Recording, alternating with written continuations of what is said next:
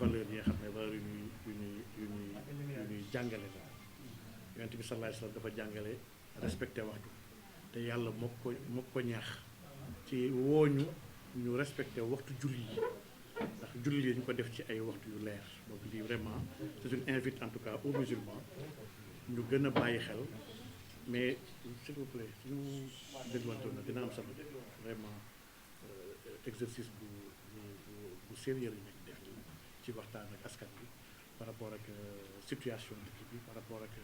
jubluwaay yi par rapport ak yitte yi ak yéen yi donc déclaration bi déroulé bi elle se passera comme suit il y aura 5 points yoo xam ne incha allah moom laa fas yéene aborder de manière succincte lii yëpp ñu ngi ko xayma maximum en 55 minutes su ci pari comme l'a dit le secrétaire administratif xam naa nañ jël 2 à 3 questions ci assemblée bi c'est à vous de voir ñu xaw ci andi ay leeral après ñu lever la séance incha allah ñaan leen de donc pour tàmbali damay commencer déjà ci ay nuyoo ak ci ngërmande c'est vrai que am na xew-xew bu fi am mooy une arrestation bi nga xam ne romb naa ko ñu ngi ci remercier vraiment taxawaay bu waa RV déjà am ndax vraiment je ne me suis pas senti seul. Le Rassemblement pour la vérité s'est mobilisé ici à l'intérieur et dans la diaspora et loolu macha allah dafa dal Yacine soo andi ñu ko benn chaise macha allah donc di remercier d'abord les camarades de parti di remercier la famille di remercier xarit yeeg am di jàmm yi mais surtout di remercier les avocats. Donc occasion là am solennellement avant de commencer mon exposé de remercier maître Moussa Sarr muy un avocat émérite bi nga xam ne depuis des années lépp luy le combat pour les libertés lépp luy le combat ci taxawu doomu aadama yi il a toujours répondu présent mam ziar wax donc maître Moussa Sarr dëgg yàlla en ce sens là jàmbaar la waaye su ma ko remercier mënuma ñàkk remercier waale maître Hosni muy un avocat du barreau de Paris il est plus sénégalais que les sénégalais dafa am yitte bañ ma jàppee mu ne ma damay ñëw Sénégal je vais te défendre mu am yitteem jël avion ñëw ba fii pour défendre yu te loolu wax dëgg yàlla ça me va droit au cœur maître Hosni soxnaam sénégalaise la ay doomam sénégalais la c'est quelqu'un bi nga xam ne qui aime profondément le Sénégal parce que le Sénégal daf ko defal li nga xam ne dëkk d'origine am muy Tunisie defal ko donc vraiment maa ngi koy remercier ñoom maintenant Fakha di remercier vraiment tous les avocats qui ont tenu à me défendre au nom de la liberté d'expression et surtout au nom des valeurs que nous partageons donc di remercier les organisations de la société civile ndax umpalewu leen ni bañ ma jàppee amoon na conférence de presse bi ñu bëggoon def le mercredi conférence de presse boobu les gens de la société civile ñoo amoon yéene ñoom Alioune Tine ñoom Seydi Gassama vraiment tous les acteurs sans exception su ma limee damay juum ñoom ñëpp dañoo jàpp nañu waroon tase pour mettitlu arrestation parce que jàpp nañ ni méngoowul ak yoon ñoom Mamatar gi suñu bokk des acteurs des activistes donc ñoom nitu dëgg valeur ñoom vraiment nit ku la taxawu wala bu am yéene taxawu la jàpp naa ne amuloo fayam donc ñu ngi leen di remercier ñëpp macha allah et di remercier tous les Sénégalais de manière générale donc damay ñëw dans le fait dans le cœur de notre conférence d'aujourd'hui muy un petit retour sur les faits umpalewu leen ni dañ maa woo pour diffusion de fausses nouvelles moom la ma sax àttee en réalité la diffusion de fausses nouvelles ñu ko droit expliqué ñu ko article 255 précisé wax dëgg yàlla mooy ñi nga xam ne dañoo jëf yee xam ne dafa susceptible parce que le mot sax est dans le corps de la loi susceptible de porter le discrédit sur les institutions ou de générer des troubles à l'ordre public à la lumière de cet article là su ma xalaatee li ñu doon wax ñun ak li ñu inculpé wax dëgg yàlla uuti def ci am ñun discrédité ñu benn institution on n'a même pas parlé des institutions parce que la constitution énumère ñan ñooy les institutions de la République donc c'est la présidence c'est le président de la République c'est le gouvernement c'est les cours et tribunaux, etc. C'est le Conseil constitutionnel. Ce sont des institutions. Je n'ai fait allusion à aucune institution en réalité. Quant à trouble à l'ordre public, je ne pense pas qu'une émission buy décrypter l'actualité mën na troubler l'ordre public. Encore que, on parle de susceptibilité. Et la susceptibilité, juridiquement et scientifiquement, n'est pas mesurable. C'est-à-dire qu'on a des lois aujourd'hui dans ce pays où il y a des termes qui ont été intégrés sciemment pour laisser libre cours à toute forme d'interprétation liberticide et surtout de générer une insécurité juridique pour l'ensemble des acteurs. Man dama yàgg gëm ni l'article 255 ni ñu ko bindee baaxul dans le code pénal. Dama ko doon xeex jamono Macky Sall, dama ko doon xeex jamono Abdoulaye Wade, dama koy continuer xeex jamono régime Diomaye Sonko ndax article bi nga xam ne mën nañ si jàpp n'importe qui, mën nañ si wax loolu n'importe quoi. Donc vraiment fait yu leer la ce que j'avais dit c'était clair pour ñi comprendre. Xam nga pour ñun ñi nga xam ne dañoo am une idéologie islamique Seydina Omar ibn Khattab ba muy nekk amirul mu'minin nekk ki nga xam ne mooy président jullit yëpp islam nekk un empire dem ba Jérusalem dafa convoqué woon benn femme pour ñu war ko àtte femme boobu convocation bi daf ko tiital ba mu def fausse couche elle a perdu son bébé. Lii dafa andi woon ci biir sahaaba yonent bi sallallahu alayhi wasallam ñu toog débat quelle est la responsabilité de Omar ibn Khattab ci deewu xale boobu waxuñu ni Omar moo rey bébé bi wala moo ñëw ci biir bi dindi bébé bi waaye Omar a été déclaré responsable de la mort de cet enfant-là et Omar a été obligé ñëw dugg ci biir diya lii ay sahaaba yoo xam ne ñoom Muhammad ibn Salama al Ansari ñoom ñëpp ils en ont parlé lii mu ngi ci biir téere hadis yëpp ñu gis ni Seydina Omar ibn Khattab nangu woon na loolu ba génnee fay le prix du sang jàpp ni moom moo rey xale bi donc Omar ibn Khattab boobu lañ ñu jàngal histoire am dama gëm ni nos dirigeants et nos gouvernants war nañu jàng histoire Omar ibn Khattab. Omar dafa am doomam bu ñuy wax Abdullah ibn Omar bi nga xam ne saxaaba la daa gént papaam ay années après sa disparition mu ne ko bàyyi naka la borom bi def ak yow mu ne ko man de ba may nekk xalifu yonent bi sallallahu alayhi wasallam mu nekk amirul mu'minin am na benn bëy bi nga xam ne mu ngi doon dox ci benn pont fële ci booru Basra pont boobu dafa yàqoon nekk en mauvais état bëy bi muy dox foofu dafa surux tànkam dam yàlla mu ngi may laaj bëy boobu ba ma génnee àdduna ba tey ndax responsabilité lépp lu xew ci biir alamul islamiyé bi sama kaw nodd la ko yàlla teg ma ko am responsabilité boobu kooku buñ koy interpeller ak di ko mettre devant sa responsabilité pour man dafa am beneen posture bu mu war a am en lieu et place di mer ak di xoxotalaate donc ñun on parlait de la mort d'un jeune qui n'est pas une nouvelle ndax bañ ciy wax fekk na toute l'opinion wax nañ ci ba pare une nouvelle c'est quelque chose bi nga xam ne kenn waxagu si yaa si njëkk wax te li ñu ciy wax dafa créer ay troubles man ba may wax sur la mort d'Abdoulaye Ba et occasion laa am pour incliner wu encore devant sa mémoire ñaanal ko yàlla fi mu jëm dàqal ko fi mu jóge yàlla na yàlla yërëm ko te gërëm ko yàlla na yàlla teg loxo famille am ci ginnaawam te wuutale ko ak lu gën incha allah rabbi mais ba may wax ci décès je suis pas le premier à en parler donc c'était pas une nouvelle encore moins une fausse nouvelle li am mooy Abdoulaye Ba est mort c'est un fait kenn mënu ci dara lan moo tax mu dee ci loolu laa doon débattre ma wax ne les forces de l'ordre sont entrées à l'université à un moment où les étudiants ne se battaient pas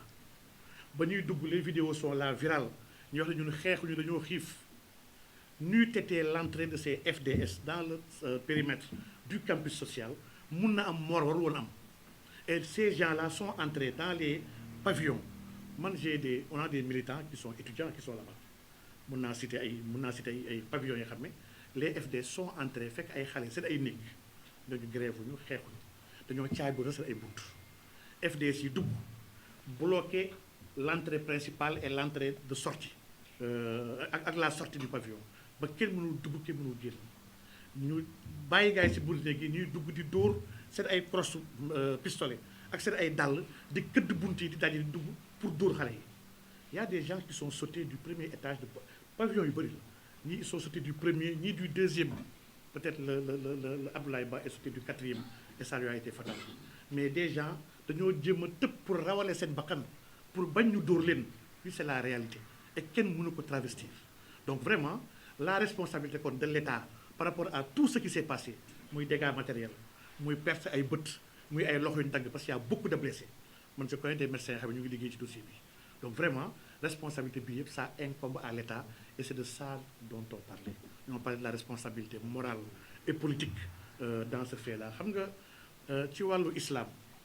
ba ci ñuy yëngatu ci wàllu qiraa maanaam ñi wàllu ñi nga xam ne ñooy la science de la lecture dañuy wax ne aaya bi alquran bi nekk suratul maun ba su yàlla naan fa waylun lil musallin xaar yi dañoo tere ni foofu noonu waqf bi dañu ko tere dafa araam kenn amul droit di jàng alquran ci aaya boobu ba pare nga noppi ci da nga war a def wasl da nga ko war a jokkale ne fa waylul musallin allazina hum an salatihim sahun parce que soo ne fa waylul lil musallin sa yem ci waxuloo nga yàlla lu yàlla waxul da nga ba wax ni que la malédiction soit sur ceux qui prient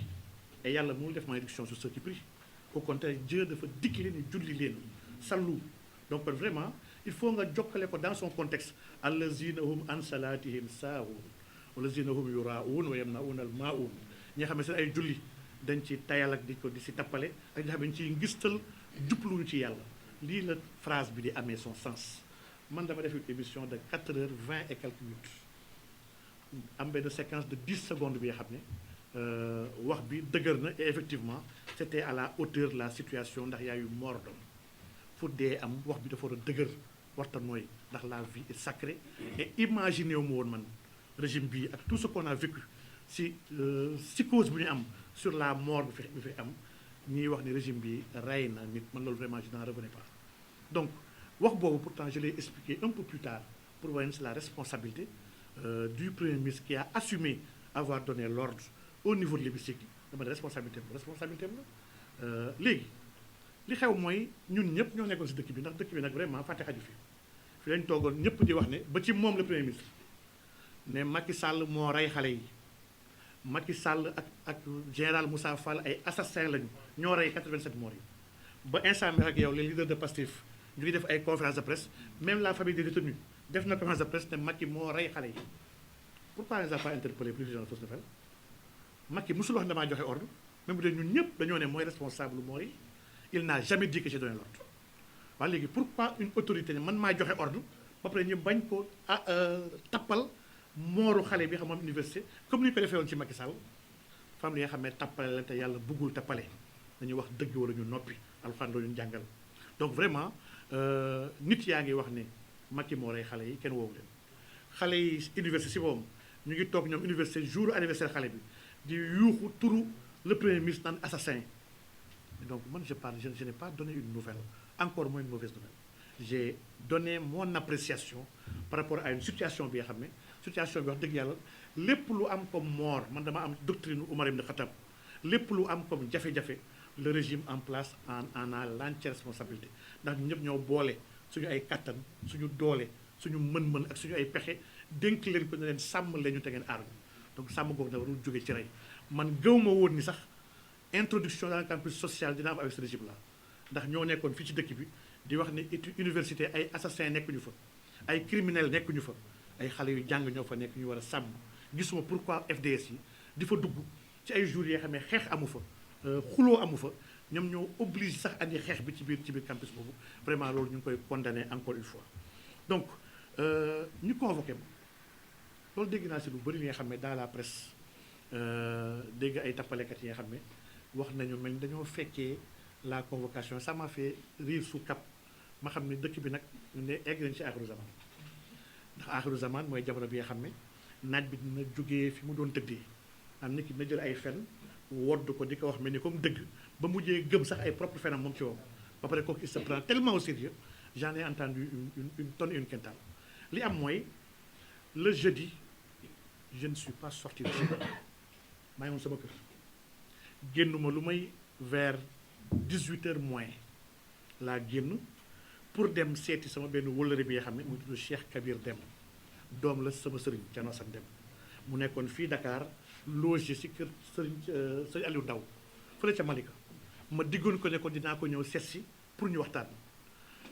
ma dem fa à 18h moins ziar ko j'ai même pas duré fa laa toog ay disons 30 minutes ndax waxtaan nañu wasifa fekk ñu fa ñu toog wasifandoo ñaan ba pare ma jóg taal sama to ñibbi aucun agent de police n'est venu chez moi. Aucun policier ne m'a appelé ni interpellé pour une convocation. À 17h31, le lieutenant Faye de la sûreté urbaine a envoyé un SMS pour me dire que bonjour monsieur Diagne, c'est la sûreté urbaine de la sorte pour affaire vous concernant. J'ai vu ça avec retard, ce SMS-là. Moi, j'ai tontu à 18h et quelques. Là, je n'avais pas vu. Bobu Magiti, Yono Malika, Maneko Bal, monsieur en déplacement, on s'appelle. Je me suis dit, mais nek yo la ni sur la VDN. Je me effectivement mën na nek man la parce que man mangi ni Malika la dem, je vais rentrer chez moi. Pour sauver ce que parce que ma japp ni ils doivent m'amener la convocation à bonne et due forme. Man fi la nekkon ci dëkk bi ak le régime du président Macky Sall. Man képp ku ma xam ne wax dëgg yàlla mën nga ma sikkal lu la neex waaye tapet yàlla nattoowuma ko alhamdulilah ba yéen leader Pastef fii di daw di génn dëkk bi pour rawale seen bopp boobu man maa ngi si dëkk bi di jaamaarloo Macky Sall ba yeneen i yambar yi di jël ay bracelet électronique pour mën a toog seen i pooju ndey seen pooju soxna yi pour mën a lekk ay ceeb ak lekk yàpp ba man maa ngi ne bracelet man dama gëm ni lu may déshonoré la buumu jaami damay fàttali ma tëdd kaso ma gën ñu may solo bracelet ba gars yi di tëj seen ay page Facebook ñemeetuñu bind boobu man maa ngi fii sama page Facebook chaque jour di bind ba gars yi dawee émission yi ñemeetuñu fa dem ñun ñoo ngi doon def émission yi defaale ay live di wax ci dëkk bi ñun mosu ñoo ragal suñu gars yi suñu demee ba commencé sostan kii dafa daw dañ ko bëggee jàpp làqatu na ça m'a fait rire man mosuma làqat sama àdduna et je vais pas commencer aujourd'hui devant des gens yi xam naa ne may def fit ñooñu di wax loolu ñu si bëri defandoo naa ak ñoom ay garde à vue ñuy jooy di lox ma leen di dalal dañu wax ne leen kaso méttiwul lii moo fa am ak lii bul tiit demal donc kon wax dëgg yàlla bu dee ay tàppet ñooy wax tey jii ni Cheikh Madiagne dafay daw vraiment war nañu jommi xam ne kon aaxiru zaman dikk na donc convocation bi nii la demee j'ai dit aux policiers ma ne ko ba ma eggee on a discuté ma ne ko sawaay man suba j'ai un cours que je dois donner le vendredi et puis jour juma la est-ce que doo bàyyi ba lundi ma ñëw mu ne ma may ma wax ci sama hiérarchie il est parti tuuti ñëw ne ma professeur hiérarchie bi ne d'accord ma ñëw le vendredi suba nga war a ñëw mu ne quoi d'accord naa ba tey ñëw suba mais bu dee sax léegi suba laa war a ñëw tu m'as convoqué à 10 heures xanaa au moins may ma ba 15 heures comme ça su ma defee sama cours le matin dem julli juma au moins je serai totalement à votre disposition parce que man xam naa ni li tax une émission bu am depuis semaine passée depuis fin février nga bàyyi ba 10 jours après nga bàyyi ba jeudi soir nga soog ma woo ne ma ñëwal vendredi man xam naa ne il voulait me retenir pour le week-end et loolu ça ne me dérangeait aucunement dama gëm ne ñu ngi si mujjantelu fanu koor yi fanu zikr la ak jàng alquran gëm naa ni ma nekk sama kër ak ma nekk prison ma nekk violon pour man that's the same man dama bokk si ñu gëm ni ad-dunya sijnun lil mu'min ñu sa dafa wax ne adduna prison la pour ñu gëm ñi que je sois dans les prisons ou que je sois chez moi wallahi azim pour man ça m'est égal l'essentiel mooy ma quitte avec ma conscience parce que man mbindeef mënu maa tëj li ma waxoon Macky Sall laay waxaat le régime Sonko Diomaye ñetti mbir ngeen mën ci da ngeen may bàyyi may wax sama xalaat di participer normalement à la démocratie à la consolidation de cette démocratie à la connaissance ak la conscientisation lii mooy benn wa illaa ngeen jàpp ma di ma tëj wa illaa ngeen jëm ma rey et ñett yi wallahi azim benn la ci man booy ma bàyyee naa def sama mission di def sama liggéey ndax lii la ma yàlla sant booy ma tëjee naa am temps de réflexion dinaa zikkër dinaa bind booy ma reyee damay nekk shahid yàlla gërëm ma dugal ma àjjana et ñett yi yëpp pour man sàmmee tegal wax dëgg yàlla donc kon convocation bi ni la demee kenn ku ci wax leneen jéemal tuub te nga fay bés bi nga ko wax dañ ko fay te islam dafa jàngale ni képp ku fenn tay ko di yàq deru doomu aadama fekk yaa ngi ci koor bés boobu da nga saboté koor gi bés boobu 2 mois nga koy fay doo ko fay benn fan donc am na chroniqueur journaliste yi nga xam ne du mu leen tudd ngir ormal leen amel nañu 2 mois koor d'affilée borom bi subhanahu wa taala ci sos ak fen yi nga xam ne teg nañu ko sama nodd waaye baal naa leen ak jàppalu ma rek donc kon convocation bi la demee bu ma demee ci convocation bi je savais directement xam naa li gars yi bëgg on a discuté ils ont posé leurs questions j'ai répondu waxtaan nañu laaj ma préciser sama pensée je leur ai dit que musuma wax ni le premier ministre moo jël pistolet dem ci biir campus bi di rey ay xale musuma wax loolu musuma wax tamit ni moom moo joxe ordre am mooy dem na ngeen reyal ma telle personne loolu hasard la sax loolu mënul nekk mais li ma wax kay mooy il a une responsabilité ci mooru xale bi moom mooy responsable et que vraiment même en droit administratif on parle de responsabilité directe indirecte responsabilité sans faute responsabilité avec faute la théorie de la responsabilité théorie bu yaatu la bi nga xam ne ñi may waxal vraiment en presse jàpp naa ne xam nañ ko malgré tout cela ñu ma noonu ñun on va notifier le garde à vue pourtant Dieu sait que j'ai toutes les garanties de représentativité man maa ngi si dëkk bi fii laa dëkk j'ai élu domicile dans ce pays ma famille est dans ce pays je travaille dans ce pays dawuma génnuma daayuma pourtant on pouvait me convoquer ne ma ñëwal lundi au niveau du parquet pour ñu waxtaan mais demal nga ñibbi sa kër waaye la méchanceté day yóbbu toujours nit ki à bout ils ont voulu me retenir tout le week-end je l'ai accepté ma toog fa week-end ba lundi ñu déféré ma yóbbu ma devant le procureur ils ont visé l'article 255 bi nga xam ne dans le code pénal et lii bokk na suñu yàgg xeex te lii bokk na ci réforme yi nga xam ne gëm naa ni soxlawul alal wala ay teraanga pour def ko y a des réformes yi nga xam ne un régime bu sérieux ba pare nekk de bonne foi soxlawul temps pour def ko bu ko deful rek mooy que dafa bëgg utiliser les mêmes armes yi nga xam ne moom la saay-saay yi yor nekkoon doon def et loolu vraiment ça n'honore pas le Sénégal donc mu placé ma sous mandat de dépôt yóbbu ma Rebeuss ma am ci nag jàngat bu njëkk dañ maa woo ci bés bi nga xam ne moo nekkoon veillu Badar bi nga xam ne moom la jullit yi taxaw xeex mu nekk victoire bu éclatante man ci xaal boobu laa demee uy di police ba ma demee police ñu téye ma fa ñetti fan fa laa toog vendredi samedi ak dimanche lundi ñu yóbbu ma au parquet mandat de dépôt ma toogal foofu tamit ñetti fan lundi mardi mercredi man dama jàpp ni juróom benn fan yi ñu ma jàpp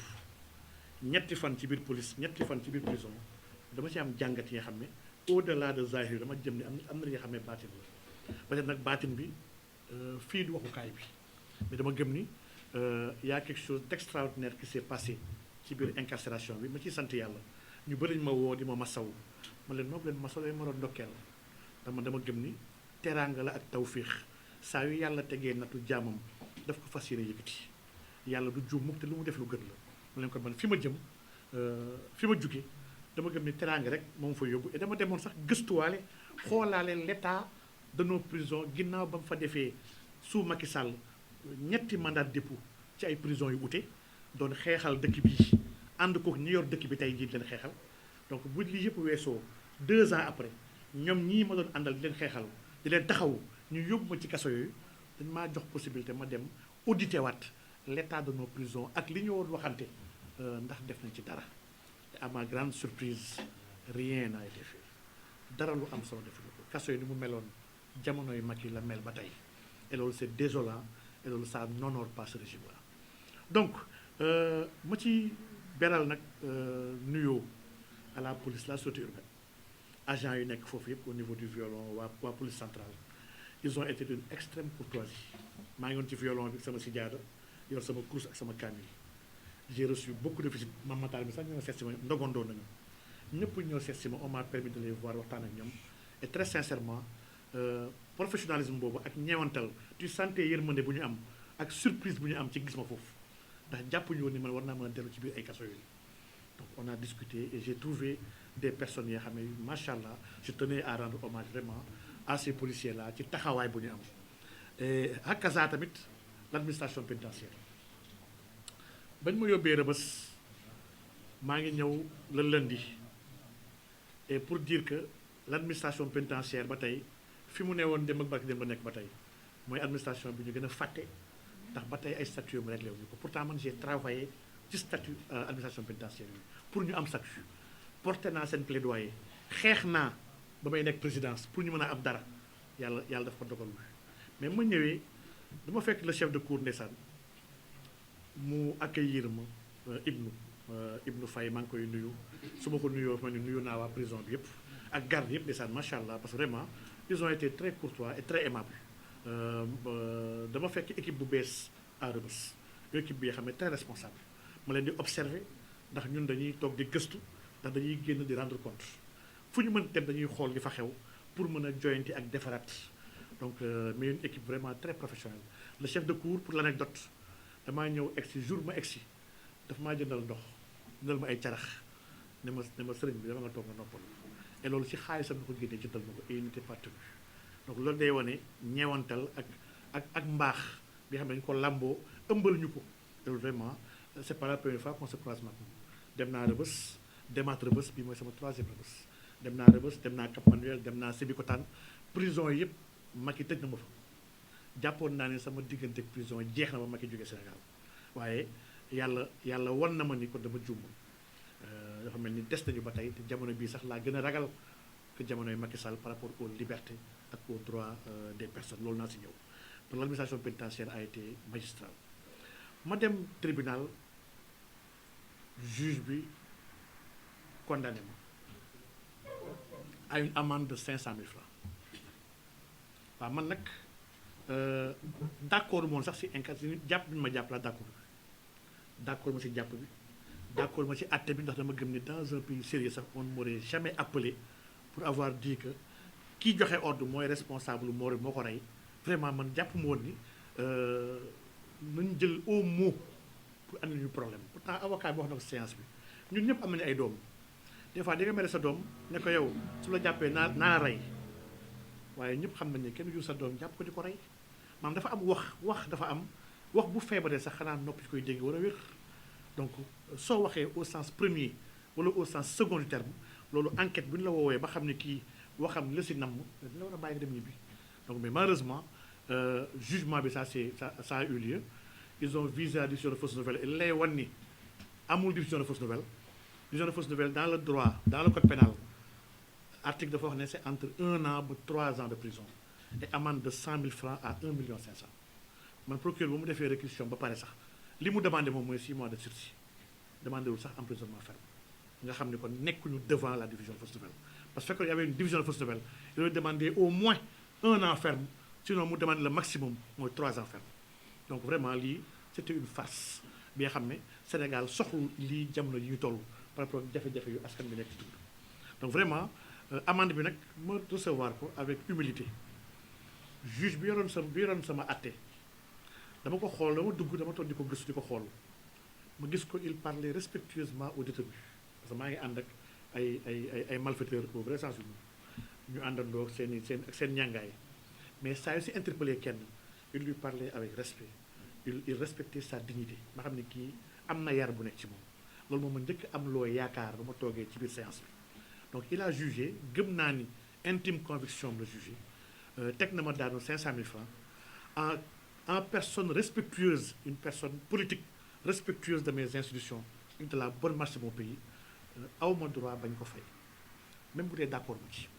man bokkuma si naan du ma fay dara te maa tey ndax loolu c'est pas sérieux pour quelqu'un qui aspire à diriger ce pays gëm naa ni soo bëggee defar dëkk li war a njëkk def mooy respecter li dëkk bi doxee respecter daan la dëkk bi teg je vais le respecter dinaa ko fay incha allah parce que dañu ma ko teg ma d'accord ñàkk d'accord loolu beneen débat la donc lii vraiment retour la woon rek par rapport à tout ce qui s'est passé ndax y a beaucoup de choses yoo xam ne wax nañu ko ci presse bi ma koy suivre à distance toog di xool di retaan kii naan daw nag kii naan dafa dem Ziguinchor ànd naag diw ak vraiment ça m'a fait rire ma ne Sénégal de mujj na métti ndegam deewaguma ñu ngi may waxal lii yëpp moom sama deewoon fi ma jëm donc yàlla ñu yàlla defal sutura ak tawfiq incha allah donc je reviens sur mon séjour détenu yi ma fekk ci biir kaso bi j'ai trouvé ba tey li ñu doon xeex jamono Macky Sall ci wàllu justice fekk naa ko ba tey ci kaso yi fekk naa nit bi nga xam ne jàpp nañ ko ndax 3500 francs 3500 ñu ko jàpp pour escroquerie tailleur la bañ koy jàpp mu ngi ànd ak téléphone am bi nga xam ne techno la téléphone boobu war na jar xanaa 20 wala 30 000 maanaam c'est insensé et c'est ahurissant ay détails yu ñàkk solo yu insignifiant ñu si jël nit di ko envoyer en prison maanaam ni ñu jëlee prison oyofal ko yombal ko ci dëkk bii lu ma yéem la chaque fois may fàttali ne yonent bi sallallahu alayhi wa sallam tabaxul prison bu nekkee Médine yonent bi sallallahu alayhi wa sallam à Médine il a conçu une société il y a eu une constitution il y a eu un état yonent bi sallallahu alayhi wa sallam andiwul kaso def fa kaso lii ça nous interpelle ñun ñi nga xam ne ay jullit lañu ñu war cee gëstu suñu maam yi fii Sénégal demal Bawol demal Kayoor demal Jolof demal Saloum on n'avait pas de prison fii des gens pourtant ñu ngi doon acté on avait une société et gëm naan la société était beaucoup plus saine la société était beaucoup plus juste jamono boobu ka jamono bi nga xam ne on a créé des prisons pour y envoyer des gens sans benn njëriñ ay booy di dugg di génnaat di duggaat di génnaat di gën a continuer ndax dëkk bi yaruñu leen te dimbaliwuñu leen maanaam téye kenn benn diir génneewaat ko gisuma njëriñ bi. Nous devons sincèrement repenser les prisons du Sénégal. Nous devons repenser ñi ñu fay yóbbu ndax am na ñu bëri ñu fa nekk ñi nga xam ne li leen fa yóbbu mais loolu même en matière d'organisation kese war nañu ko mën a defar. Un chef d'entreprise bu ameel kenn ameel ko je sais pas ameel ko 3 millions wala 5 millions kooku porté ko plainte pour escroquerie, même si c'est vrai c'est un escroc mais kooku chef d'entreprise la am na oto am na kër am na entreprise bi nga xam ne am na compte bancaire mais pourquoi ne pas ordonner la saisie de sa voiture jaay ko fay xaalis bi bañ ko yóbbu en prison mu war a dem prison yàq ay emplois bi yu liggéey ci beaucoup de chefs d'entreprise ñu ngi si biir kaso bi amuñu fa benn njëriñ li leen di toppee suñu jëloon seen ay biens mën nañ ko transformer bañ leen a yóbbu kaso. Beaucoup d'autres personnes sont là-bas ñu leen fay téye dañuy enquête bi bu leen bàyyoon seen kër on peut bien faire l'enquête sans pour autant téye ci kaso bi ndax leen di toppee lu ñàkk solo la du danger bi nga xam ne tax na su leen bàyyi si biir dañuy andi jafe-jafe à la société sénégalaise. Donc lii dañu ko war a xalaat et lii bu ñu ko xalaatee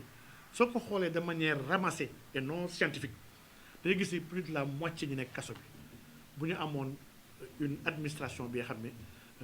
administration de la justice une politique carcérale bu sérieuse bu rationnelle bu humaniste et bu civilisé ñooy war ñu nekk si kaso bi. Donc fi ma nekkoon maa ngi woon 5e secteur occasion laa am pour nuyu kenn ku fa fekk mu tudd Moustapha Diop c'est le maire de Louga c'est un député qui il a des grandes représentativités yoo xam ne gisuma pourquoi mu war a toog ci kaso bi encore que député la encore que maire la mu ngi am liggéey collectivité li ñuy seet ci moom tey ko kaso ak bàyyi ko këram dama jàpp ne benn la encore que ki bu joteel moom ne kii ne maa la jox xaalis kooku génnewul benn kayit bu woy ne jotoo xaalis man kon dëkk bi man su ma jógee léegi kon porter plainte kenn ne ko jox naa la 500 millions même su ma amul benn preuve aw ma virement aw ma papier bu ma kii signal aw ma dara dañuy jàpp kooku yóbbu ko kaso ne kon ban dëkk lañ nekk ñu dëkk bu nekk yoon amu fi lii c'est pas sérieux et c'est pas sincère maa ngi ko fekk foofu ne wax dëgg yàlla mu ngi koy tëdd ci ngor mu ngi jàppalanteeg prisonniers yu bari nekk foofu. J'ai trouvé une personne bi nga xam ne mosuma ko woon gis avant kaso mosuñoo toog te mosuñoo wax waaye une personne d'une grande simplicité ku bàyyi xel boromam jaamu yàlla fa nekkee ak waxtaan ne man Cheikh moom moo ñëw di ma dëfal man Cheikh lii day jeex xam naa ni yow xam nga kaso ba pare foogu moon la fi andi nag waaye comme que yaa ngi fi santal yàlla pour dire que nit la bi nga xam ne j'ai eu mal en le voyant là-bas moom ak ñeen ñu bëri ñi nga xam ne jàpp naa ni foofu seen place justice mën na topp nit justice mën na saytu waaye saytu bu àndul ak toroxal doomu aadama àndul ak jéem ko jël kaso pour jéem ko teg gàllankoor nañu roof nité maanaam humanisme dans tout ce que nous faisons ndax yàlla képp ku wan ginnaaw doomu aadama yàlla tey wan ginnaaw yàlla li mu bind yépp nee na doomu aadama moomu ci gënal ku ko bëggal doomu aadama yàlla bëgg la ku ko toroxalal doomu aadama yàlla noonu la toroxal kii que ce soit nag ak koo mënti doon maa ngi bàyyi loo xel régime bi ne leen adversité ak mere ay nit bu mu leen tax a dugal ci ay toroxal ay nit ay détenus ñu ngi foofu des gens de l'APR jàpp nañ leen ba pare yónni leen ay nit pour ne leen nag xam leen ni ku leen jàpp du diw jàppu leen waaye diw moo leen jàpp et lii c'est extraordinaire ni ku ñëw dikkal ñëw seet si ay détenus yoo xam ne waa APR lañ ay politiciens lañu nga seet leen man kat dama ñëw au nom d'une personne waaye xamal ni diw mi jàpp la beneen diw bee moo la jàpp donc dualité bi au sommet lii c'est extraordinaire maanaam lii c'est catastrophique bu ñu demee ba lépp lu bon am na ku ñu ko war a askanee lépp lu baax am na ku ñu ko war a askanee lii c'est catastrophique dans un état donc ñun ñu gëm nag ni waa Rassemblement pour la vérité ñun dañoo am xalaat par rapport ak justice bi ak yoon nag la war a doxee ñu am ci ay propositions yoo xam ne ñoo gëm ni mën nañu régler ñun de manière définitive le problème de la justice ndax yàlla dimbali nañu ñu gëstu yonent bi sallallahu alayhi wasallam naka la doon àtteeg naka la doon yoree doomu aadama yi yàlla dimbali ñu xam dans une société normale naka la ñu war a régler la délinquance ak la déviance man jàpp naa ni y a des réformes yoo xam ne ça demandait pas du temps ça demande pas beaucoup d'argent qu'on devait faire depuis longtemps et que ba tey ça tarde et que vraiment lii moom ñu ngi ciy interpeller le régime dafa assise de la justice depuis la première année de la gouvernance ba léegi y a aucun résultat bu ñu mën a teg suñu loxo par rapport à cette assise là ñu leen di laaj nag di leen ñaan nañ balal seen ay loxo ndax un jour de prison kese ku koy yéexal c'est parce que mosul dugg kaso ku dugg kaso xam lan mooy kaso nga xam ni ku ñu xañ njabootam xañ ko ay doomam xañ ko liggéeyam xañ ko ay am di jàmmam yóbbu ko kaso bàyyi ko fa yaa ngi ko lor loraange bi nga xam ne mënutoo ko dabaatal ilaa yawmi diin même boo ko génnee ne ko defoo dara tooñ nga ko tooñ bi nga xam ne mënutoo ko faj donc nañu bàyyi xel ci jaamu yàlla yi nañu ragal yàlla ci jaamam yi donc li moom vraiment maa ngi leen koy ñaax gëm ni ñun on doit refonder les institutions de ce pays la justice dañu ko refonder ñun on avait réfléchi sur une haute autorité de la justice naka ñu ko war a taxawalee génnee ko ministère autorité des prisons génnee ko ministère de la justice yóbbu ko au moins primature ndax mbiru prison dafa dépassé justice kese prison ñi fa nekk boo leen fa demee seen yaram na daw ndax majoritairement vous verrez des jeunes borom bopp yu ñuul ngay fekk ñu nekk ci kaso bi ñu si bëri ay xale yi nga xam ne désœuvrés laissés à eux-mêmes ay xale yoo xam ne société bii nii gëwma ni mu récupéré waat ko saa ñu def ci ay jéego yu am solo on doit investir sur ces jeunes là le ministère de l'agriculture am na wàll ci biir prison le ministère de l'élevage am na wàll ci biir prison le ministère de la formation professionnelle am na wàll ci biir prison le ministère des sports am na wàll ci biir prison le ministère de la justice am na wàll ci biir prison le ministère des finances maam dama gëm ni même éducation nationale maam prison mooy dox taje bi nga xam ne tous les ministères am nañu fa wàll te kenn ku nekk bu ci defoon wàllam ñu yóbbu ko primature jox ko transversalité boobu dina mën a dimbali ñuy jàngal di former di wattu di liggéeyloo ndax il est c'est un gâchis nga jël benn xale bi nga xam ne dafa doon tafu nga jàpp ko tëj ko 2 ans de prison yóbbu ko kasu jàngaloo ko dimbali woo ko mu toog 2 ans bi nga xam ne yaa koy dundal di ko jox lekk di ko jox añ di ko jox reer di ko faj mu génn 2 ans sans métier sans benn occupation kooku bu génnee tafu sàcc lay defaat man fekkee naa 2023 grâce présidentielle ñu bàyyi ay grâce bi yéex a ñëw guddi la grâce bi ñëw boobu ñu doon kappanwel doon décembre sax décembre wala tabaski grâce bi yéex a ñëw ñu libéré gars yi ay 22 23 heures la feuille bi ñëw ñu ñoo def appel ci chambre yi génnee xale yi ñu grâce yi ba leen génnee administration bi ne xaama dimbali leen wàññi leen yoon bi ndax Cap Manuel dafa xaw a ruqe amul bus amul taxi amul dara pour nga dem ba place de dépendance ñu jël auto administration dimbali leen wàññi leen yoon bi wàcce leen place de dépendance pour ñu dem jëli auto dem ñibbi ci biir ñooñ ñu bàyyi 4 personnes jàppat leen ci même guddi boobu ñu dem central ñu defeere leen la lundi au parquet atte leen tëjaat leen ñu ñëw rëbës beneen laay ñëw dañu doon ut sérité bu ñu yóbbaale kër bi nga xam ne c'est grave bu ñu amoon système bu ñu mën a teg di liggéey loo xale yi mu am wàll bi nga xam ne seen wàll lañ koy dencal am wàll bi nga xam ne administration daf koy jël dañ ci dundalee ku si génn sax après 2 ans war nga génnaale un pactole bi nga xam ne mën na la jox un départ fekk mën naa mi jàng la dawal ci biir kaso bi da nga am permis parce que lii c'est pas difficile permis c'est même pas 150 000 francs état mën na jàngal dawal ay xale yoo xam ne ñu génnaale avec un permis génnaale avec un départ bu dee liggéeyloo nañ leen ay ferme état am na ay domaine agricole am na man prison ñu bàyyi Dakar si teg fi ay xale laa jàppul ni mooy yoon alors que ñu am àll bu ngand am ay enjeux d'autosuffisance alimentaire ay enjeux ci wàllu élevage et lii am nañu xale yi nga xam ne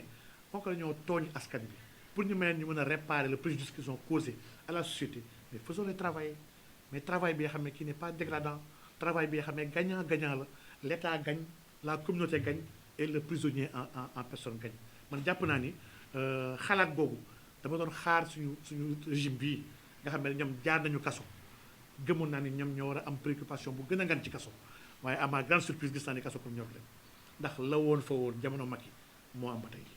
donc vraiment les réformes institutionnelles war nañ ko def ci biir kaso bi war nañu changer le parlement war nañu changer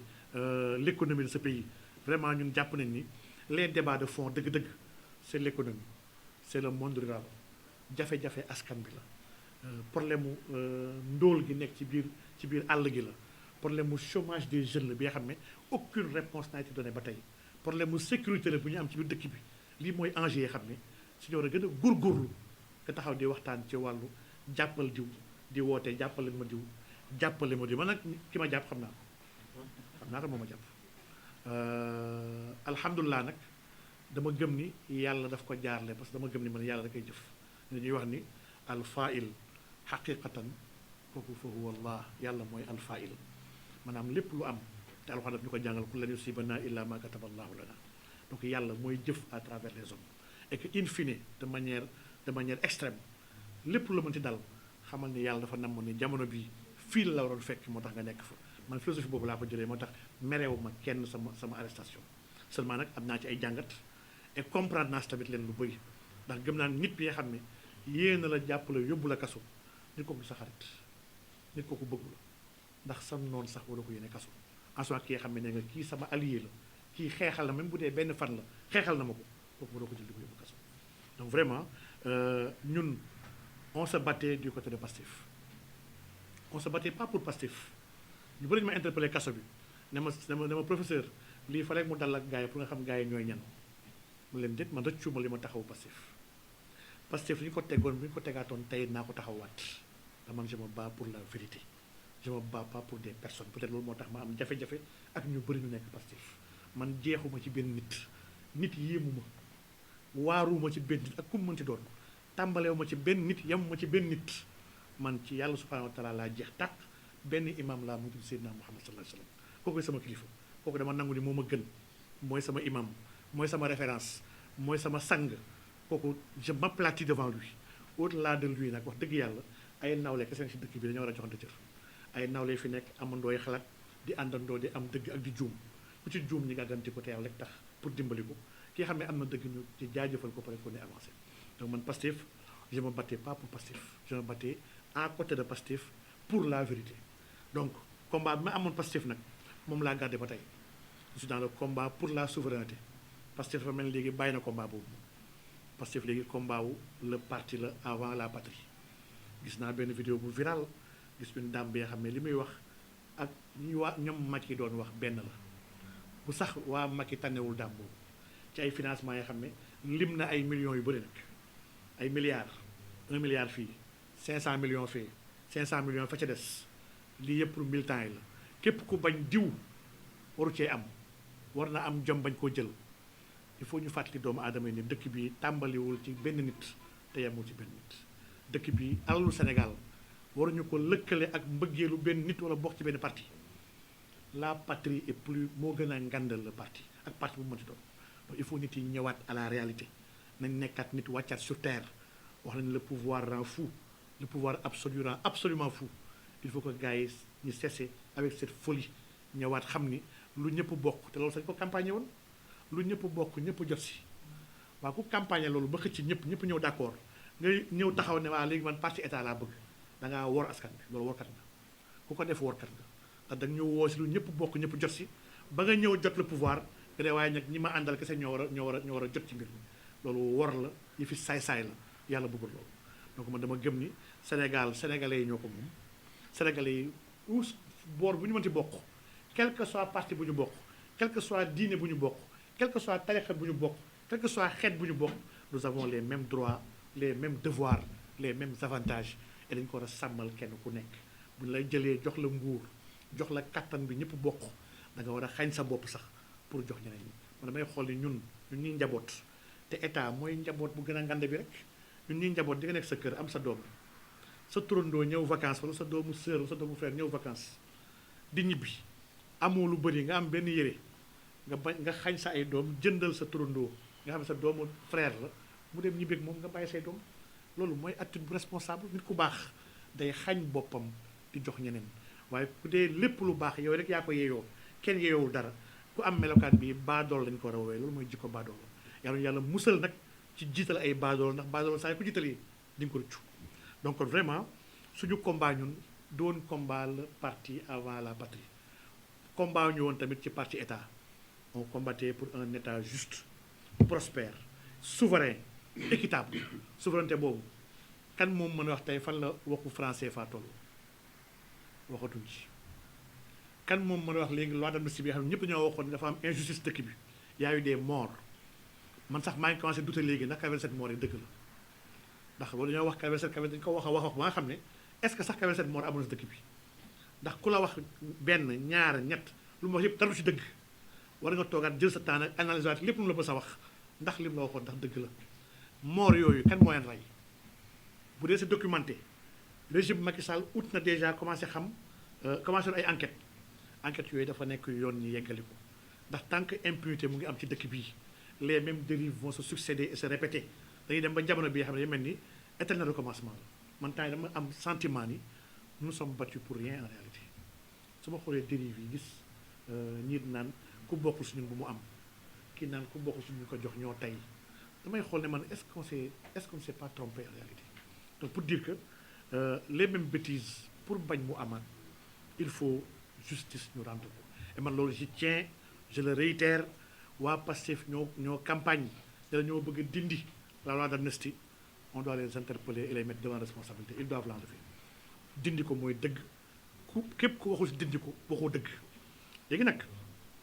suñu ànd ak Pastef nag baax nañu ànd ci clarification ñun dañoo xeex ci wetu Pastef am na tey ñi nga xam ne ñu ngi fii ci wetu Pastef di gundaandaat ba ñuy ànd ak Pastef di ko défendre ñoom ñu ngi saaga Pastef leen ŋàññ il les appelait des aventuriers il les appelait les jeunes il les appelait les non expérimentés il les appelait les faussaires il les appelait les populistes tous ces gens-là actuellement ñu ngi ci wetu Pastef di toogal doog ñoom ñu leen sax nommé ci ay postes ñun ba ñuy ànd ak Pastef jamono métti na Pastef kenn gëmu ko man am na ñu bëri sax ñu yaakaar ni Pastef laa bokk tellement que dafa am jamono bi nga xam ne dama gis ci tout le combat que nous portions ñun Pastef dafa réclamer daf koy def combat français fa daf ko waxoon combat sur la souveraineté dañu ko waxoon combat APR dañu ko waxoon combat sur les valeurs mbiru góor jigéen dañu ko waxoon man combat yi laa nekkoon dama mu dem sax ba dama négligé woon suñu waa parti waa RV on me l'a reproché je suis resté des années yoo xam ne j'ai pas travaillé pour RV je travaillais sax pour le compte de Pastef man am na nit yoo xam ne seen dugg Pastef ci sama loxo la jaar may xeexal Pastef en 2019 si ñu doon wër parrainage Liberté 6 sama kër ak samay mbokk ak yëpp pour la candidature de Sonko en 2019 boobu ñu bëri tey ñuy wax xaw ma fa lañu nekkoon en 2016 bi ñu rajee Sonko moo ma wool bopp ne ma ñëwal nga jël parole ñu woon fii hôtel Relais ba ma nee foofu Sonko daf ne jël parole nga wax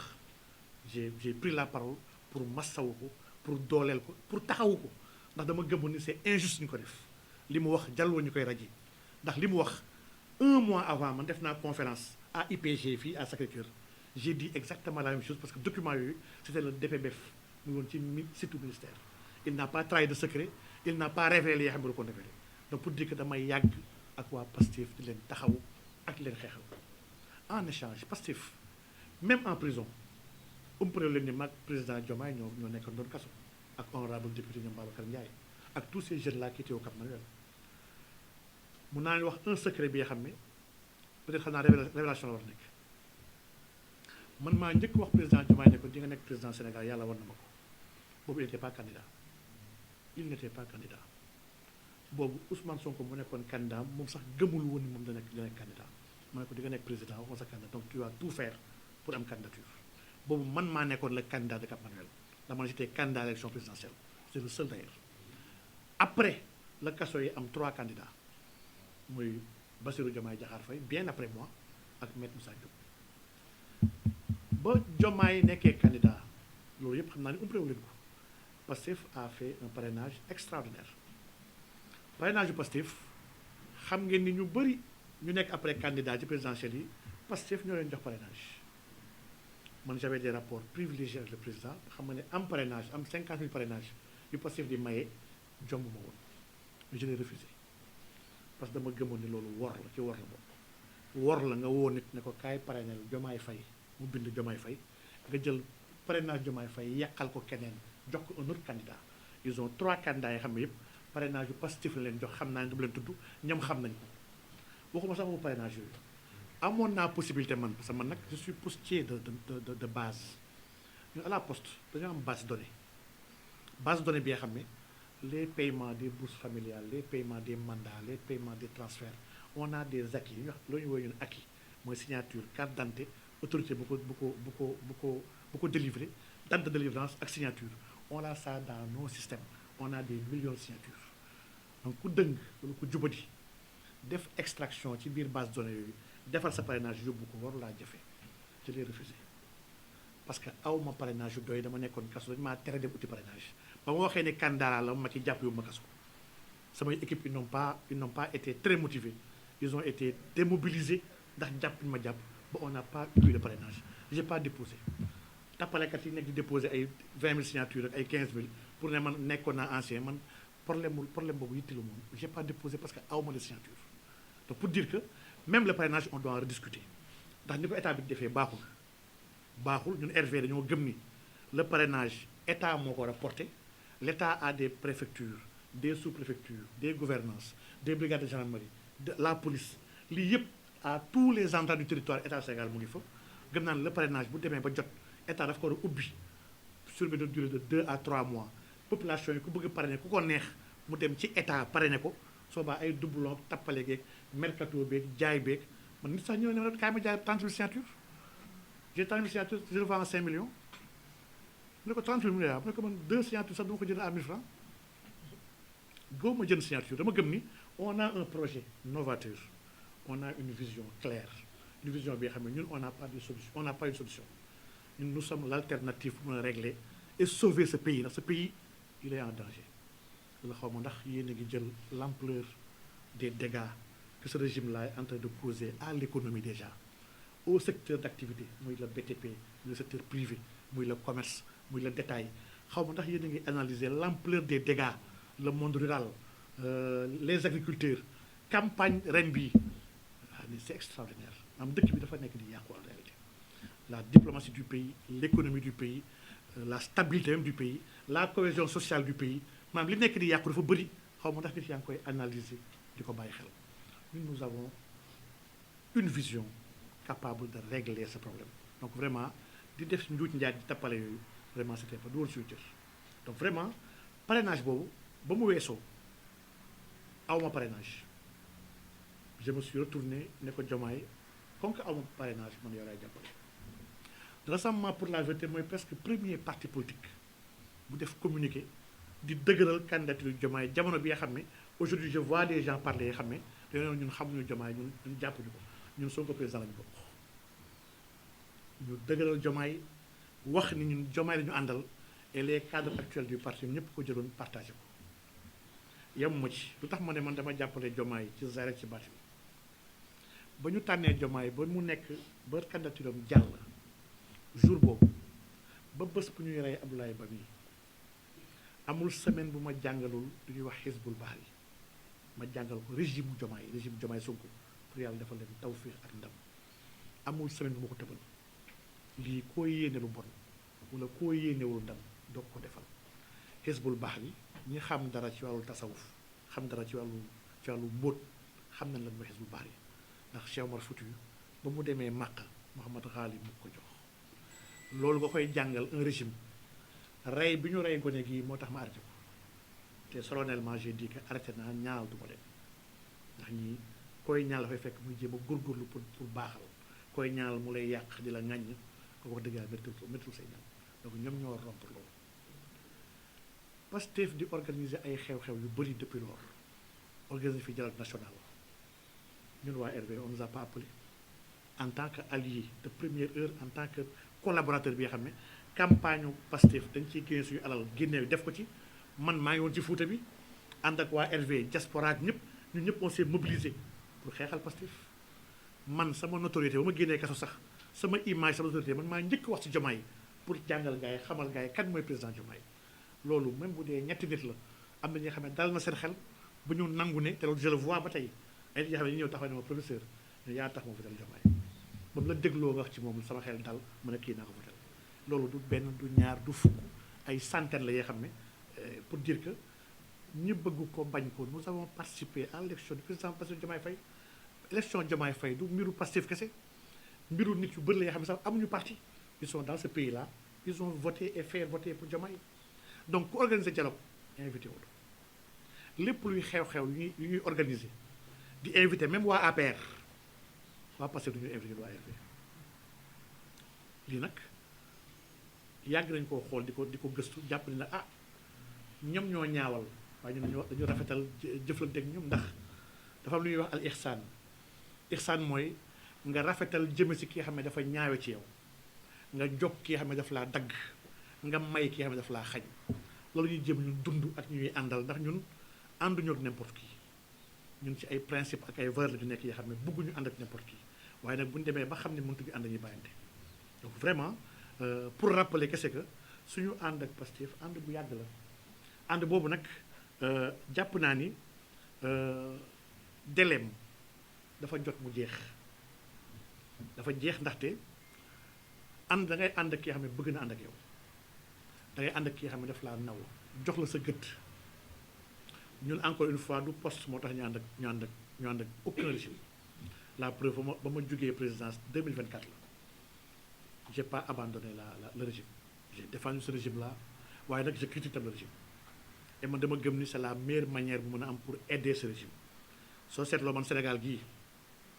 damay critiquer des fois tasawuf kenn mësuma dégg may critiquer ibaadu yi parce que bokk ma ci ibaadu yi mais tasawuf dama koy critiquer parce que dama gëm dama ci bokk et y a ces pratiques yi xam ne mu ngi am ci biir tarixa yi ça n'honore pas suñu mag ñi wala saa yu ko gisee dama ciy teg baar ne gaaykat jiitu yoon même bu dee jural na ma ay jafe-jafe yoo xam ne dem nañ ba ne man damay xeex mag ñi wala damay xeex tarixa yi te pourtant xeex man maay taalibe mag ñi man maa nekk kii sàmm dono mag ñi waaye dama gis lu bëri lu ñu jóor ak lu ñu dugal ci biir jàngale mag ñi te bokk ci woon donc man dama koy critiquer dans la sous-région am na lu bëri lu fi xew yoo xam ne neexuma muy Mali ak dëkk yu bëri yoo xam ne c'est des pratiques yoo xam ne d'accord ma ci mais critiqué wu ma ko ndax bokkuma fa mais Sénégal dama gëm dama ci bokk dama ci am droit Sénégal dama ci am responsabilité moo tax su ma gisee lu yoon ma critiquer encore que dans le régime dañoo am malchance su ay nit yoo xam ne dañoo am malchance su am ay voix discordantes dans le régime ñu bëri ñu nekk ci régime bi ci tàccu ak ci tarbiyu la ñu nekk waaye waxuñu dëgg ñuy àndal ma gëmoon nag ni war naa mu nekk ci biti di waxtaan ak ñoom leen critiquer objectivement en donnant des solutions mu nekk sama participation ci régime bi waaye malheureusement ce régime là n'a pas compris dañ ma jàppee ennemi ñoom gëm naa nag ni ay nit yu gëm ni ku leen critiquer seen noon nga wala ku àndul ak ñoom da nga leen bañ nit yooyu duñ def dara lu am solo moo tax on prend vraiment la conséquence on tire les conséquences réelles de tout ce qui s'est passé dernièrement ñun depuis quelques mois ñu ngi waxtaan ak des acteurs il y a des partis qui sont venus nous voir naa loolu d'ici maximum juin nañu woo toute la presse pour lancer la grande coalition de la troisième voie incha allah ñun dañoo ne bokkuñu fii te bokkuñu fa ca des ñun dañoo woo ñee xam ne am nañu xam-xam ndax problème dëkk bi actuellement problème bu xam-xam la beaucoup de gens qui sont là aux affaires amuñu xam-xam loolu mooy la vérité xamuñu am diplôme taxuta am xam-xam am ñi xam ne amuñu jaar-jaar bu tax ñu mën a régler problème dëkk bi am ñi xam ne am nañ jaar-jaar bi waaye amuñu yitte bi ak yéene bi ñun nag ñi woo nit ñi xam ne am nañu xam-xam ñaar am nañu ay pexe ñett am nañu maandu ak jub bi war ñi mën a ànd ñeent am nañu yéene bëgg a liggéeyal réew mi ñeent yi la ñu talal loxo et y a des mouvements yoo xam ne commencé di waxtaan ak ñoom y a des associations yoo xam ne ils sont venus nous rejoindre signature yi commencé na am déjà dañu ko fësalagul la ñoo gëm ni dëkk bi nga xam ne bëgguñu une voix discordante bëgguñu koy critiquer bëgguñu ko àndul ak ñoom dëkk boobu loo fësal day nekk objet bu ñu la war a dóoree wala bu ñu la gaañee ñuy xaar le bon moment incha allah on va le lancer waaye gëm nañ ni échéance yi di ñëw il nous faut ñu mobiliser wu taxaw temm nag pour defar dëkk bi ndax dëkk bi yàqu na dëkk bi instant yàqu na yaxit benn mag bi ma gis ci biir prison bi dafa ñëw ne ma professeur ma ne ko waaw mu ne man su ma génnee naa la ko digal mu ne ko la ma waral loolu mu ne dama xam ni 18 supporters yi kenn ki sama jarbaat la mu ne te xam naa ni mu mel ak régime bi bu dee régime bi mënuñu dimbali sauver 18 personnes kese ñii kon mënuñu sauver Sénégal amuñu mën-mën bi mu ne ko soo ko waxee day wax dëgg yàlla jàpp naa nag ni cas yi du benn waaye tout a été gaspillé maanaam même la diplomatie Sénégal dafa yàqu image Sénégal dafa yàqu économie Sénégal dafa yàqu signature Sénégal dafa yàqu réputation Sénégal dafa yàqu maanaam li ñu yàq en 2 ans golo toog na fukki at ci biir tool te mënu ko yàq waaw lii c'est extraordinaire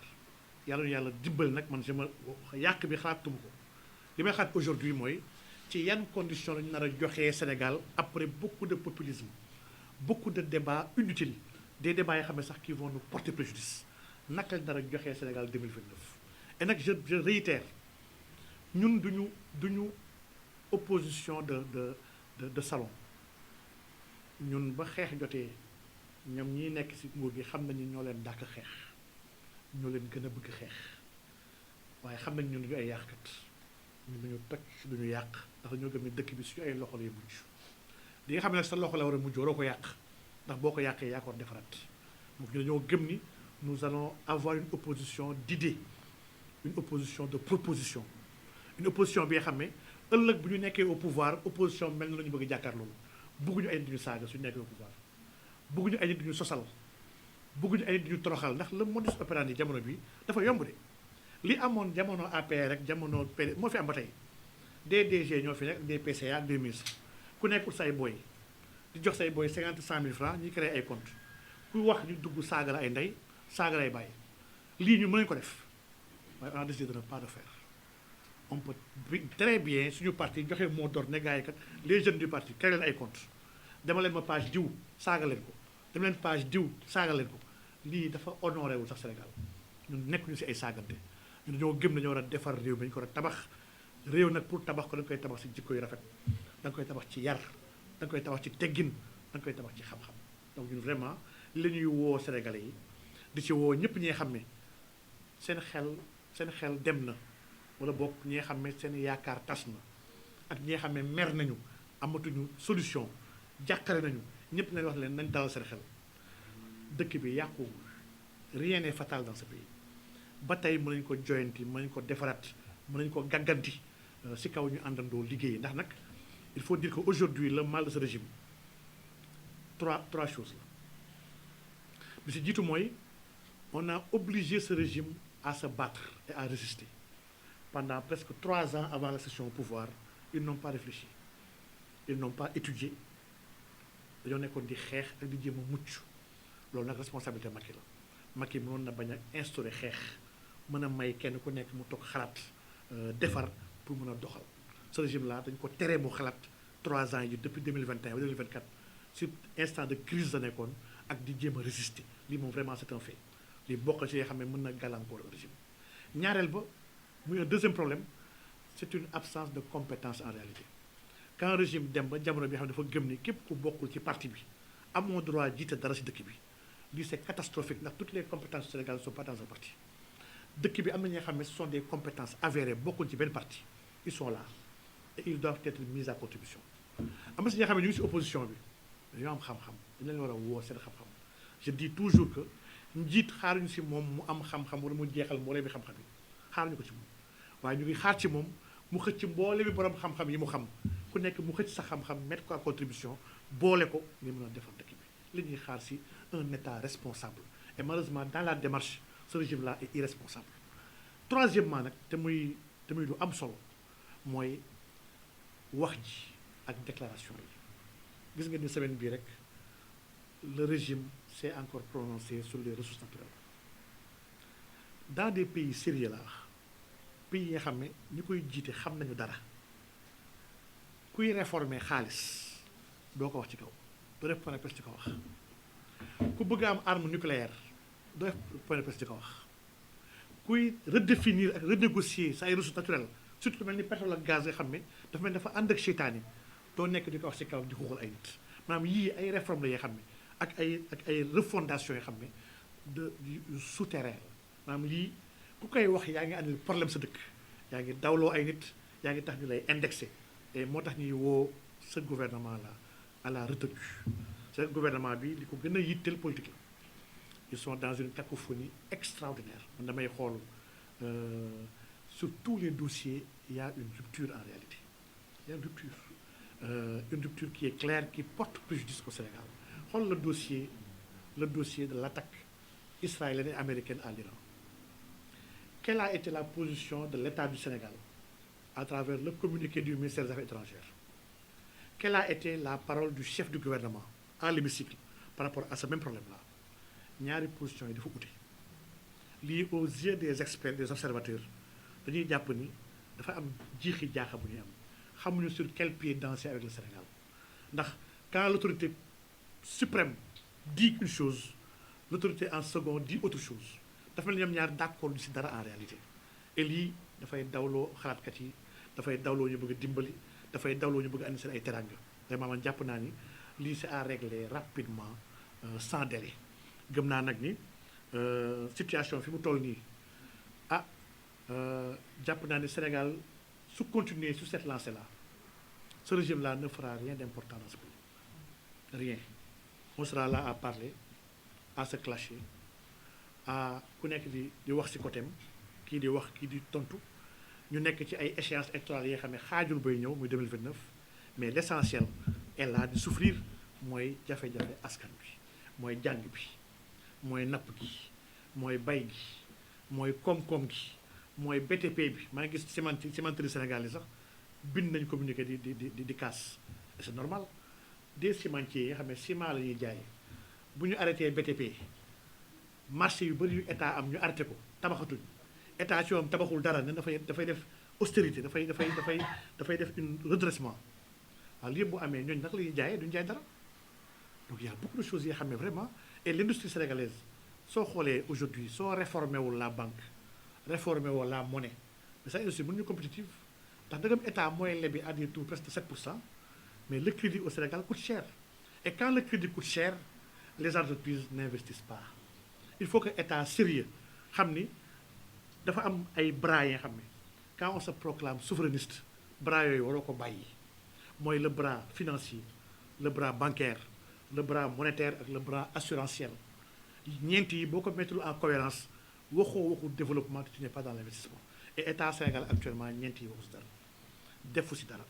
les banques yu nekk fii majoritairement ay banques étrangères la lebaluñu développement les banques xalaatuñu leble des crédits de 20 ans ou 30 ans à des entreprises xalaatuñu ay crédits courts la ñu nekk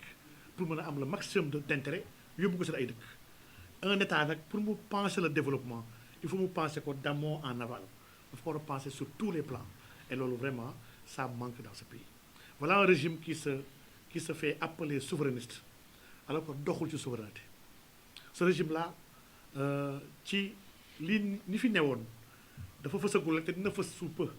lañ nekk ba tey les Turcs sont là di saax-saaxee économie sénégalaise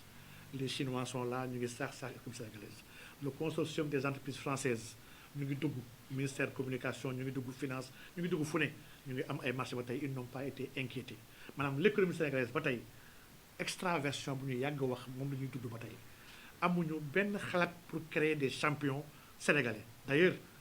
quelques champions yu fi nekkoon sax ñu leen commencé dammati ñu ngi commencé bëgg déposer les bilans entreprise yu bëri ñu ngi bàyyi de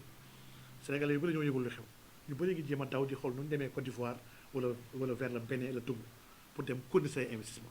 des investisseurs sont là man xam naa ay tubaab yi xam ne ñëw nañ fii ils viennent de l'Allemagne dañoo ñëw na ñoom fii le cadre n'est plus propice à l'investissement pourtant fii moo nekkoon seen première source d'investissement parce que ñoo gëmoon ni Sénégal dëkk la bi nga xam ne par rapport à la sous-région dafa am stabilité politique lii dañ ko yàgg am ëppalee ko tous les autres pays ba tax fii lañu privilégié woon ils veulent vivre ici parce qu'il fait beau de vivre au Sénégal le climat est bien les gens sont charmants les gens sont adorables et l'État dafa sérieux mais aujourd'hui ñu si bëri si ñoom mais ñoom ils prient bagage ils vont aller dans la sous-région lii c'est catastrophique bu ñu eggee fii on doit se poser des questions qu'est-ce qu'on a fait pour en arriver là est-ce qu'il n'est pas temps de redresser la barre et man dama jàpp ni il est grand temps bu ñu ko deful actuellement vraiment des lendemains beaucoup plus sombres mu ñuy xaar vraiment xaw naa guddal jàppoon naa ni lii tënk la bi nga xam ne il fallait ñu andi ko partager ko ak askanu Sénégal partager ko ak waa bitim réew di lancer nag un message à toutes les forces vives de ce pays un message bi nga xam ne message yu jàmm la waaye message yu àndandoo sauver Sénégal la ndax il est temps de sauver ce pays man jàpp naa ni ñëpp ñi nga xam ne am nañu xalaat am yitte ak yéene am bëgg def la politique autrement ñu leen di tàllal loxo ndax RV nag dafa nekk benn parti politique bu particulier au Sénégal ñun kese laa yëg en tout cas fii Sénégal ni ñun ñuy wax ne Seydina Mouhamad mooy suñu modèle c'est le seul parti bu ko fi wax Sénégal ñun ñooy seul parti bi nga xam ne ñoo diggee te loolu engagement la si ñun que ñun la cohérence économique bu ñu jotoon nguur gi dañ koy matal une monnaie pour le Sénégal une banque centrale pour le Sénégal un système assurantiel sophistiqué pour le Sénégal un système financier complexifié pour le Sénégal ak une économie dynamique bi nga xam ne qui est à construire man dama gëm ni lii on va le faire ñun kese laa gëm ni ñoo fi diggee que bu ñu yoroon nguur gi prostitution yi koy tere Sénégal on va interdire la prostitution au Sénégal man dañoo gëm ne valeur mooy li ëpp solo ci kaw dëkk et valeur bu baaxul nit yi bu ñu baaxul lépp ñu bëgg tabax day yàqu ñun ñoo fi jël engagement ne ñun suñu yoroon nguur gii jeu de hasard bii nga xam ne nguur bi moom neen daf koy taxé dañu ko fiy tere ndax jeu de hasard dimbalul askan vers le développement une population jeune on doit l'occuper on doit l'instruire on doit la former on doit la faire prendre ses responsabilités waruñu ko bàyyi mu nekk dans l'aléatoire ak di tenter chance donc ñun la prostitution le jeu de hasard l'alcool dañ ci am position bu claire dañu dañ koy dindi Sénégal ñun tamit laa yëg tamit fii Sénégal ñun dañoo gëm ni peine de mort dafa la ñaar Sénégal il y a une partie ils en parlent pas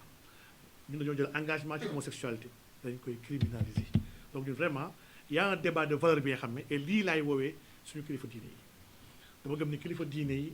am na ñu bëri ñi nga xam ne góorgóorlu nañ pour jaxase ñu ak ñoom waaye ñun ñooy seen ay dëgg-dëgg taalibe ñun kese ñoo fi am un message bi nga xam ne li ñu bëgg ñoom ci diine li ñu bëgg ko ci valeur bëgg ko ci mbaax ñun kese ñoo taxaw pare nañu mën nañu ko doxal Sénégal donc ñu ngi ciy woo Sénégalais yëpp toutes les personnes épris de valeur épris de justice désireux de voir un Sénégal souverain li tax sànq ma ne régime bi il n'est pas souverainiste il est impossible pour un pays buy woote souverainiste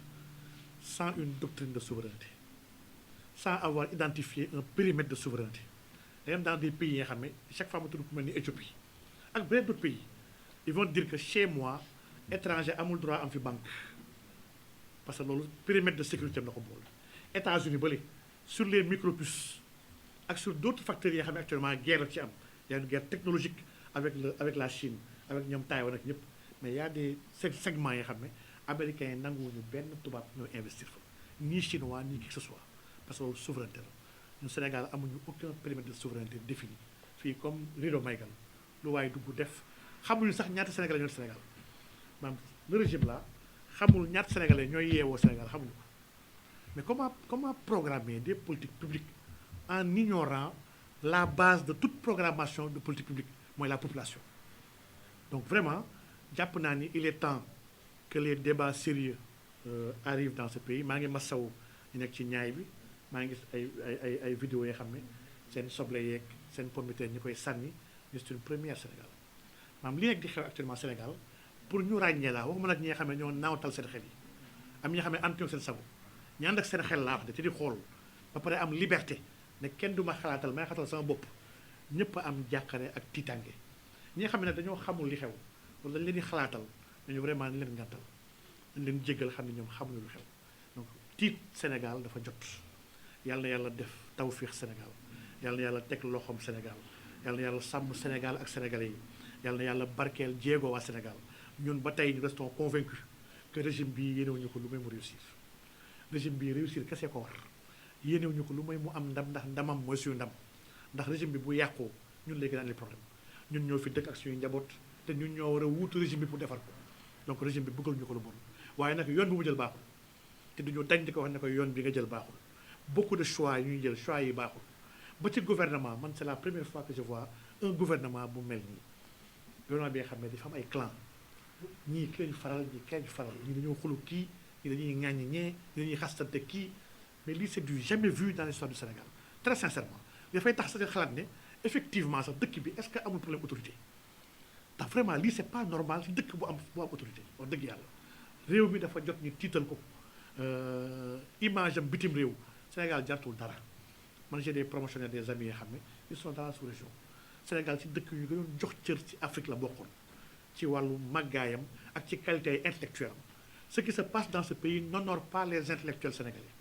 moo tax c'est un appel aussi vers ces intellectuels là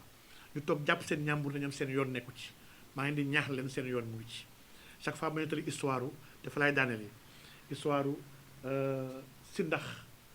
bi gisoon bi gisoon kilifa gi maanaam benn nit bu nekk ci këram am néegu ñax mu commencé rideau bi jàpp ci ànd bi commencé tàq si ndax bi gis muy tàq mu daw fekk fas fi mu nekk ne ko fas néeg baa ngi wañ a tàq de